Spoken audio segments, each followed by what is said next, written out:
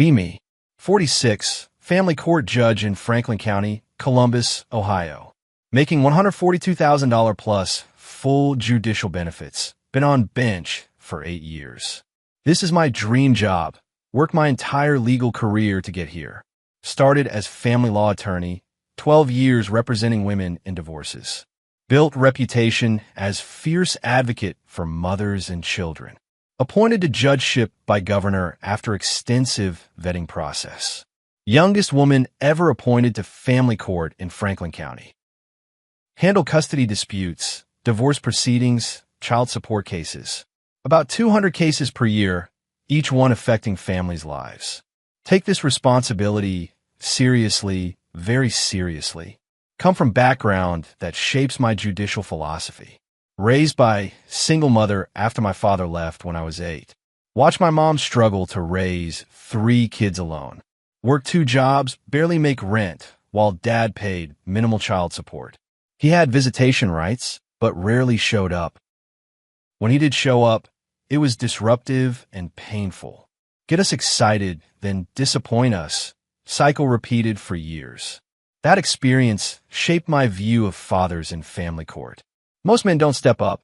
They're unreliable at best. Women are the ones who do the real work of parenting. Carrying babies, raising children, sacrificing careers. Men swoop in wanting custody when it's convenient, or when they want to avoid paying child support. I've seen this pattern hundreds of times as an attorney.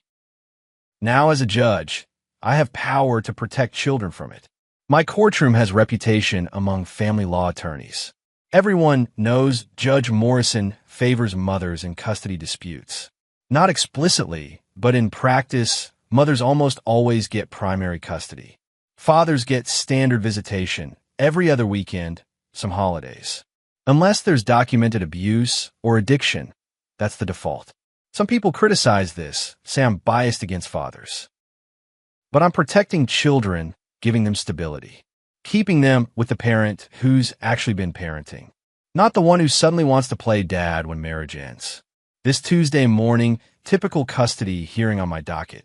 Case is Anderson versus Anderson, contested custody dispute. Mother is Jennifer Anderson, 34, works as nurse at Ohio State Medical Center. Father is Michael Anderson, 36, works as high school history teacher. They have 2 kids, daughter Emma age 8, son Lucas age 5.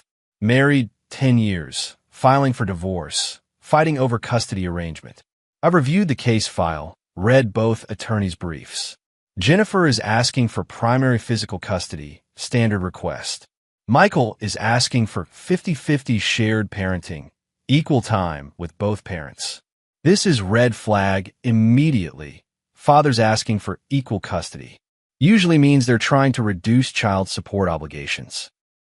Or they're trying to maintain control over their ex-wife. Rarely is it actually about the children's best interests. Hearing begins. Jennifer's attorney presents her case first. Attorney is woman named Sarah Chun. I know her well, good lawyer. Your Honor, Mrs. Anderson has been the primary caregiver throughout the marriage.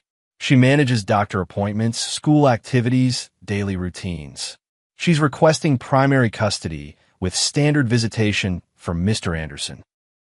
Sarah presents evidence of Jennifer's parenting involvement. Medical records showing Jennifer took kids to all appointments. School records showing Jennifer as primary contact. Statements from teachers about Jennifer's involvement. All standard evidence in custody cases, mothers are usually more involved. Then Michael's attorney presents his case. Attorney is man named Robert Hayes, older guy, very experienced. Your Honor, Mr. Anderson is equally involved parent. He coaches his daughter's soccer team, helps with homework every night. He's requesting shared parenting plan with equal time. Robert presents evidence of Michael's parenting involvement. Photos of him at kids' events, coaching soccer, attending school functions. Letters from other parents about his involvement. Statement from school counselor about his engagement. Kids' own drawings and cards for Father's Day. He's prepared, I'll give him that, but this doesn't change the analysis. Fathers can be involved during marriage and still not be primary caregivers.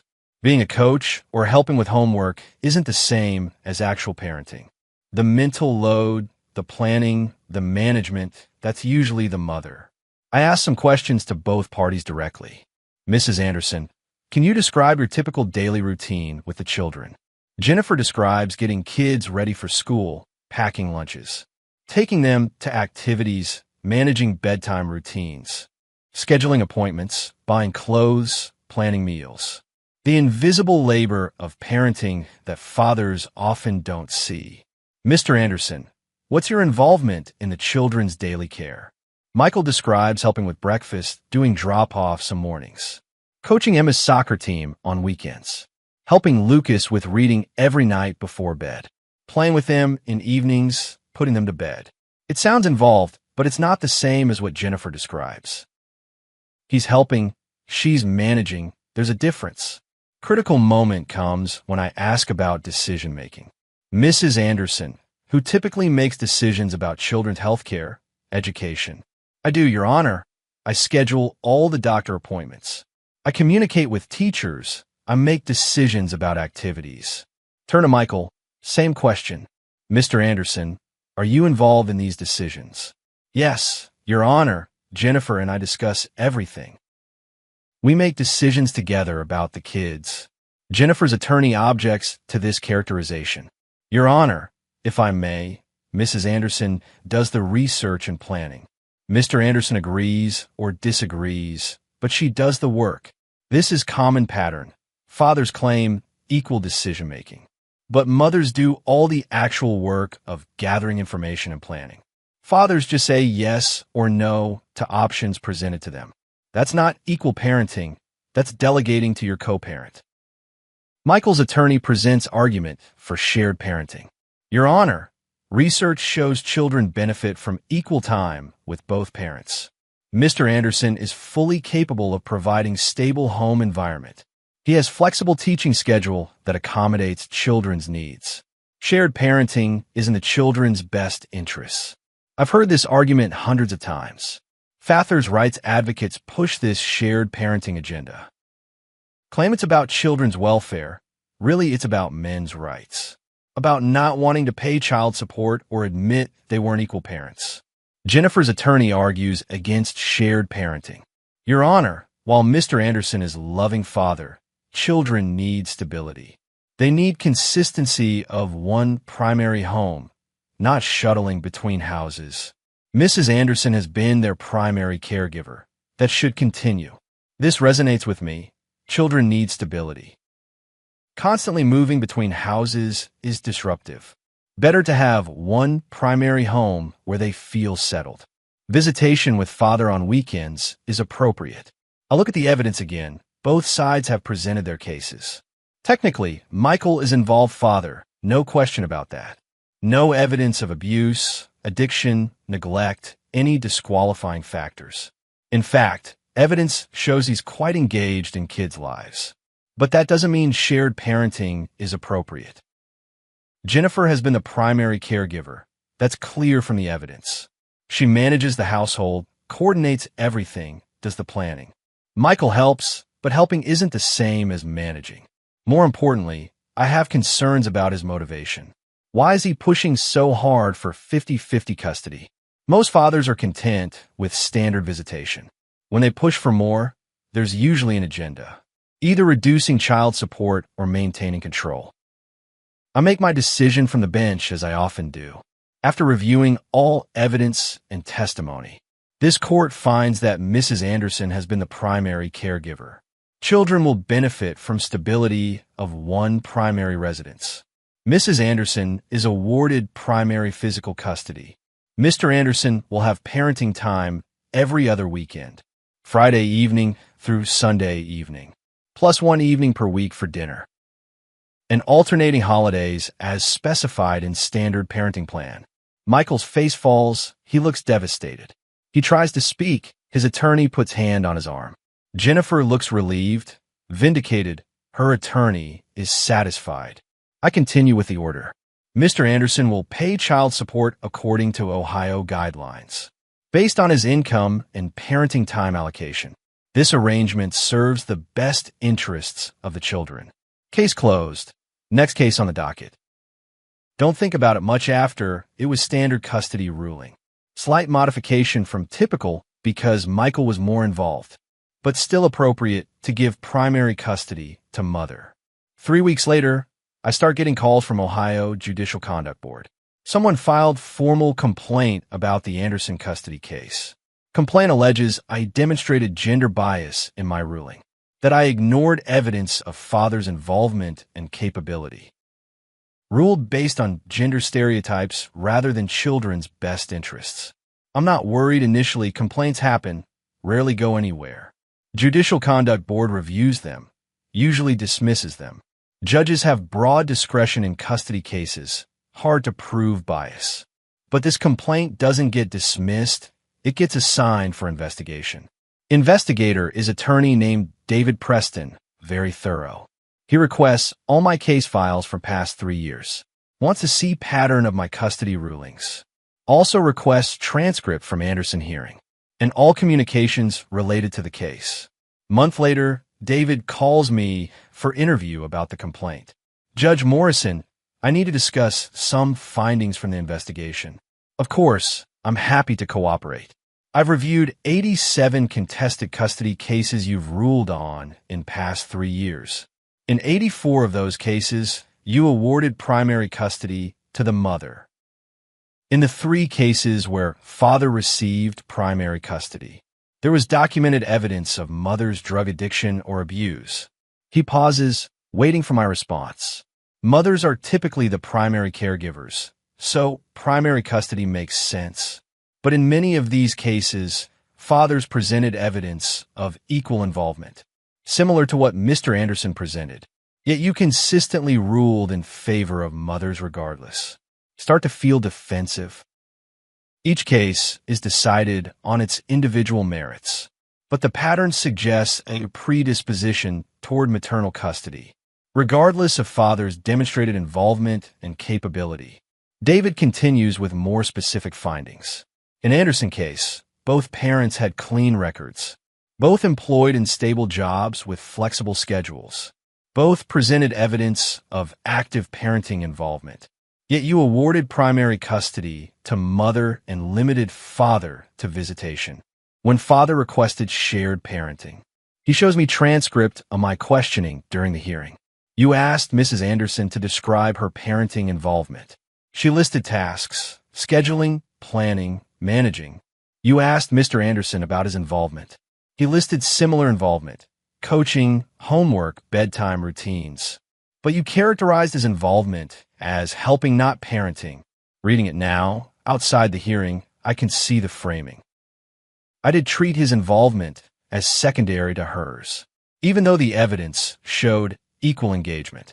Judge Morrison, did you consider shared parenting in this case? I considered it and determined it wasn't in children's best interests. What was the basis for that determination? Children need stability of one primary home, but many children thrive in shared parenting arrangements. What evidence specific to these children led you to reject it? I don't have a good answer to that. Just defaulted to my standard reasoning about stability. Didn't actually analyze whether these specific kids needed that. David shows me more evidence from the investigation. I interviewed several family law attorneys who practice in your courtroom. Multiple attorneys stated they advise father clients not to request shared parenting in your courtroom because you never grant it regardless of circumstances. This is damaging. Reputation among bar is significant. I've granted shared parenting when appropriate. In the past 3 years, you've granted it exactly twice. Out of 87 contested custody cases, both times were cases where mother requested shared arrangement. You've never granted it when father was the one requesting.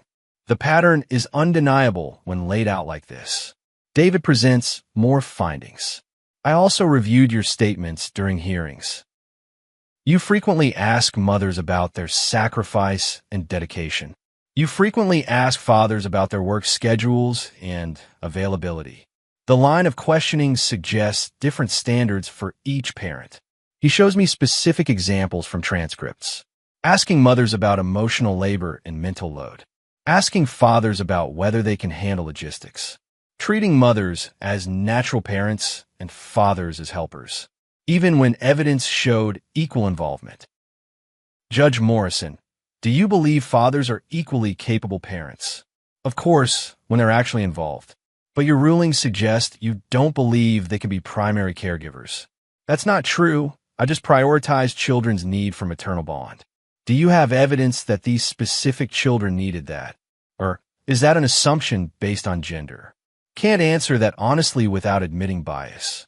Investigation concludes with formal finding. Evidence demonstrates pattern of gender bias in custody determinations. Judge Morrison consistently favors maternal custody, regardless of evidence of paternal involvement and capability. This violates judicial ethics requiring impartial decision-making, and Ohio law requiring custody decisions based on best interests of child, not gender-based presumptions. Judicial Conduct Board schedules formal hearing on the findings. This is serious, could result in public reprimand or worse. I hire attorney to represent me, woman named Patricia Williams. She's experienced in judicial ethics, knows how to defend these cases. We prepare for the hearing, reviewing all the evidence. Patricia is honest with me in private. The pattern is really bad, 84 out of 87 cases to mothers. That's statistically significant evidence of bias. But mothers are usually the primary caregivers. Not in all 87 cases. I've reviewed the files. Many fathers presented strong evidence of equal parenting. You still ruled for mothers almost automatically. She shows me specific cases that are most problematic. Johnson case. Father had been stay-at-home parent for 3 years. I still gave primary custody to mother because she was reestablishing career. Martinez case. Father had flexible work-from-home job. Mother worked 60-hour weeks. I still gave her primary custody. Thompson case. Both parents equally involved. Father had better housing. I gave primary custody to mother despite father's superior resources. In each case, I found reasons to favor the mother, even when objective evidence suggested father was equally or more suitable. Patricia asks the difficult question. Why do you think you ruled this way consistently? I was protecting the children. From what? These fathers weren't abusive or negligent. From disruption, from losing their primary caregiver. She's quiet for a moment. Or were you protecting them from what happened to you as a child? That hits hard. Hadn't thought about it that explicitly. My father abandoned us. I don't want other kids to experience that. But these fathers weren't abandoning their children. They were fighting for more time with them. That's the opposite of abandonment. She's right. I've been projecting my childhood experience onto every father who came through my courtroom, assuming they'd all be like my father. Unreliable, disappointing, not really committed to parenting. Hearing before Judicial Conduct Board is brutal. 3 board members, all experienced attorneys and judges. They've reviewed all the evidence David compiled. The statistical pattern, the specific cases, the attorney testimonies. Chair of the board is retired judge, woman named Margaret Foster. Judge Morrison, you've had distinguished career in family law, but this evidence shows a troubling pattern of bias. Can you explain the disparate outcomes in your custody rulings? Patricia has prepared me to acknowledge rather than defend. I recognize that my rulings have shown a pattern. I believed I was acting in children's best interests, but I understand now that I may have applied gender-based assumptions. Margaret presses further. May have. The evidence is quite clear. 84 out of 87 cases awarded to mothers, even in cases where fathers were demonstrably equal or superior parents. That's not may have, that's systematic bias. Another board member, a man named Thomas Wright, speaks up. Let's discuss the Anderson case, specifically since that triggered the complaint. Father presented substantial evidence of involvement. Coaching, homework help, active participation in children's lives. No evidence of unfitness, abuse, or neglect. Why did you deny his request for shared parenting? I answer as honestly as I can. I believe children needed stability of one primary home. Did you have evidence specific to these children supporting that belief? Or was it a general assumption? Have to admit it. It was a general belief I applied to most cases. Thomas continues. Did you consider that denying father equal time, based on general belief rather than specific evidence, might actually harm these children's relationship with their father? Never thought about it that way. Always assumed limiting father's time protected children. What if it actually harmed them by limiting important relationship? Third board member asks about my background. Judge Morrison, we understand you were raised by single mother. After your father left the family, do you think that experience influenced your custody decisions? Patricia has advised me to be honest about this. Yes, I believe it did influence me. I saw my mother struggle and wanted to protect other mothers. But I recognize now that I was projecting my experience onto situations that were very different. Margaret asks the critical question. Do you believe you can be impartial in future custody cases? Given this acknowledged bias and personal history, this is the moment that determines everything. If I say yes, they might give me another chance with oversight. If I say no, I'm admitting I can't do my job. Patricia and I discussed this. Honesty is the only option. I believe with training and self-awareness, I could improve. But I recognize the pattern is deeply ingrained. It might be difficult to completely overcome. Board goes into closed session to deliberate. Patricia and I wait outside for 2 hours. She tries to prepare me for possible outcomes. Best case, public reprimand and mandatory training. Worst case, they recommend suspension or removal from bench. Board calls us back in. Margaret delivers the findings. The board finds clear and convincing evidence of gender bias in Judge Morrison's custody determinations. This bias violated judicial ethics canons requiring impartiality and violated Ohio law requiring best interest analysis rather than gender-based presumptions. She continues with the consequences. The board is recommending to the Supreme Court of Ohio that Judge Morrison be removed from the bench, effective immediately. Feel like the floor dropped out from under me. Additionally, we are recommending suspension of her law license for a period of 2 years, after which she may petition for reinstatement. Not just losing the judgeship, losing my license to practice law. My entire career, everything I work for gone. Patricia tries to argue. This seems excessive for bias that was not intentional. The bias may not have been intentional, but it was systematic and harmful. Judge Morrison's rulings affected 87 families over 3 years. Fathers were denied equal parenting time based on gender. Children were denied full relationships with their fathers. This isn't a single error in judgment. It's a pattern of discrimination. Thomas adds, we take seriously our responsibility to protect children and to ensure fair treatment in Ohio courts. Judge Morrison's bias undermined both of those principles. Decision goes to Ohio Supreme Court for final approval. They uphold the board's recommendation unanimously. I'm removed from the bench immediately. Law license is suspended for 2 years pending review. The news coverage is extensive, humiliating. Columbus judge removed for gender bias in custody cases. Family court judge lost license after favoring mothers. Articles detail the statistical evidence, the specific cases. Interview attorneys who practiced in my courtroom. Many say they're not surprised. The bias was well known. Some fathers from my cases speak to media. Men who were denied equal parenting time with their kids, who paid child support for years while getting limited visitation, who felt discriminated against but had no recourse. Michael Anderson gives interview about his case. I love my kids, and I'm a good father. But Judge Morrison treated me like I was incapable. Just because I'm a man, she never even considered that shared parenting might be best. He's right, I never really considered it.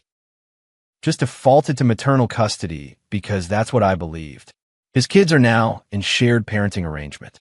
After his attorney appealed my ruling to different judge. New judge reviewed evidence and granted 50-50 custody. Kids are apparently doing well with the arrangement, thriving with equal time with both parents. Everything I said wouldn't work is working fine.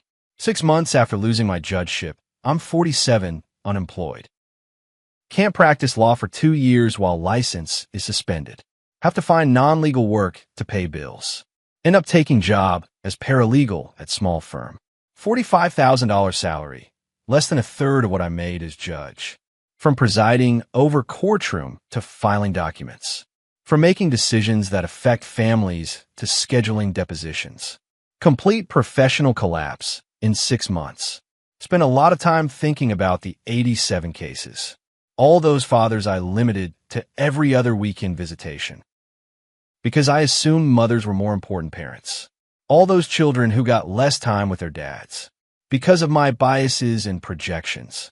Think about Michael Anderson specifically. He was a good father, involved, capable, loving.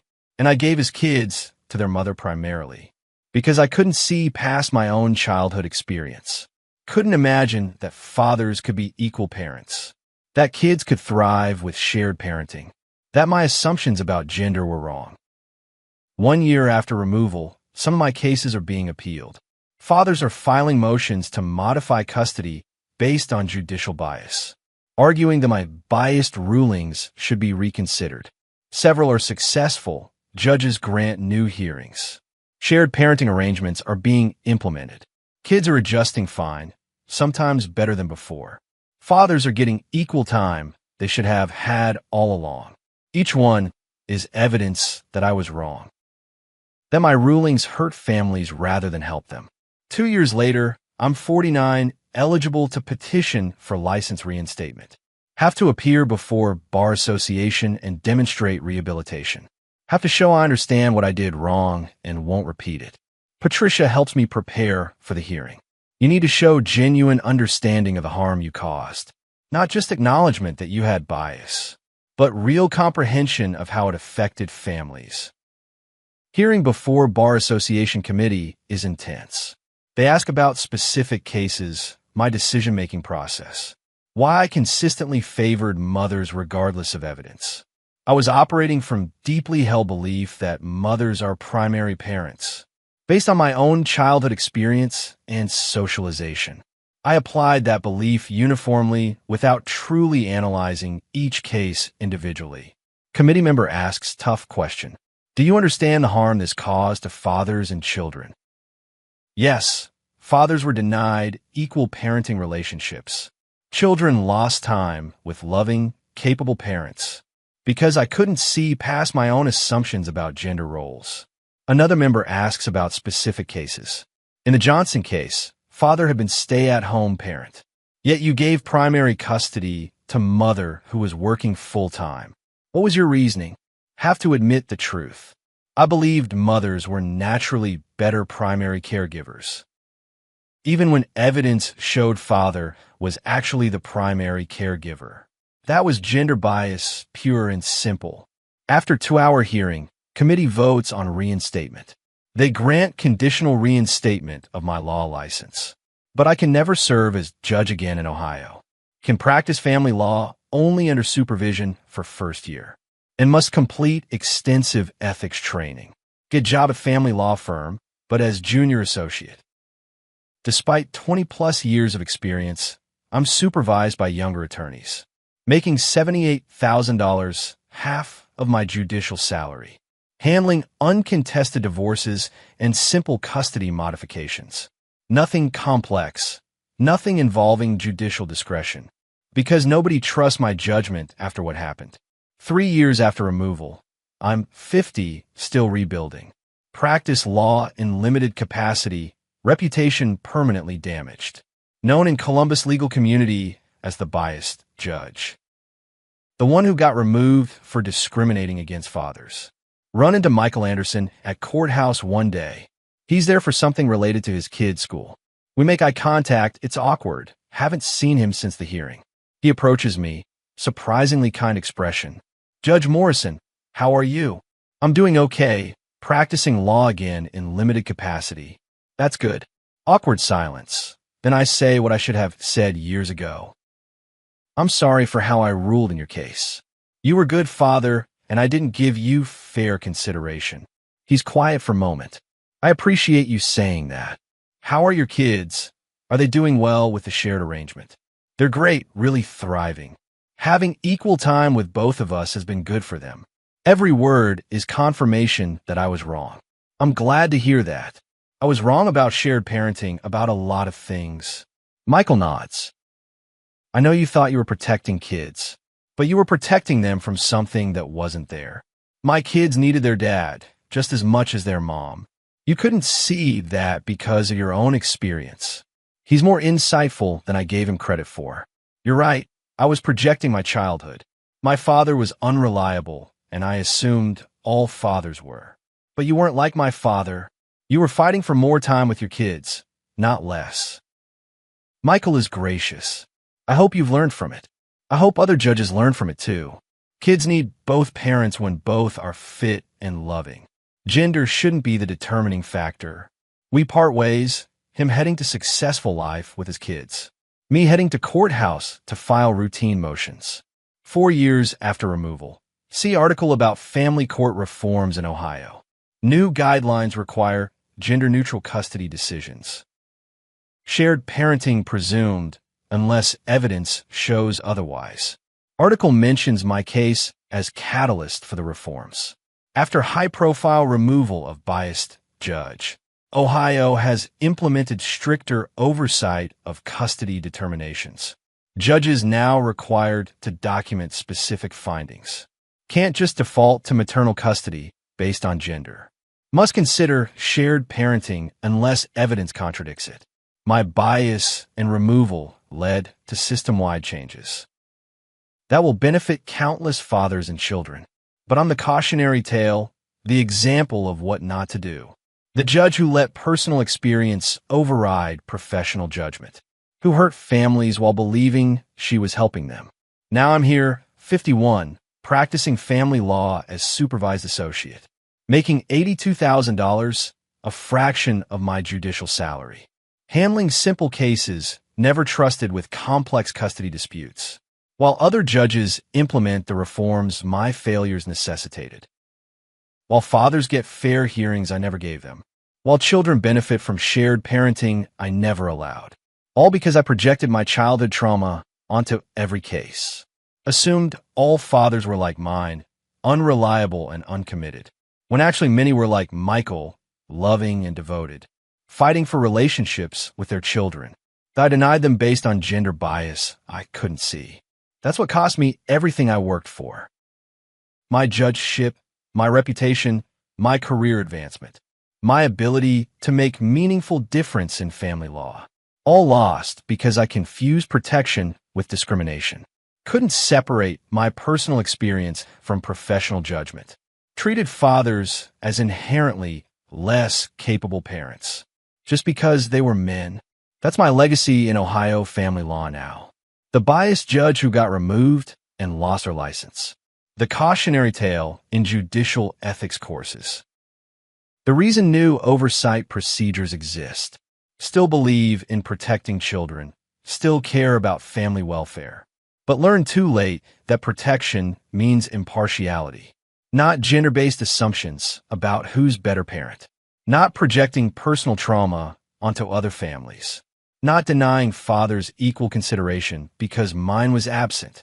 That's the expensive lesson I learned after losing everything. After 87 families were affected by my bias. After my career was destroyed by my inability to be fair. After children lost time with fathers because I couldn't see past my assumptions. Now working as junior associate at 51. While judges I once supervised make decisions I'm not trusted to make. While the fathers I discriminated against raise their children equally, proving every day that I was wrong about everything. That's what I live with, what I can't undo. The harm I caused thinking I was helping. The bias I enforced thinking it was justice. The families I damaged thinking I was protecting children. All because I couldn't see that good fathers exist. That kids need both parents equally. That gender shouldn't determine custody. And by the time I learned that truth, it cost me my career, my license, my legacy. Everything I built over 20 years in family law. Gone because I confused feminism with fairness. Protection with prejudice. Justice with gender bias. That's my story, my failure, my consequence. Living with it every day as supervised associate, while the system I damaged recovers without me.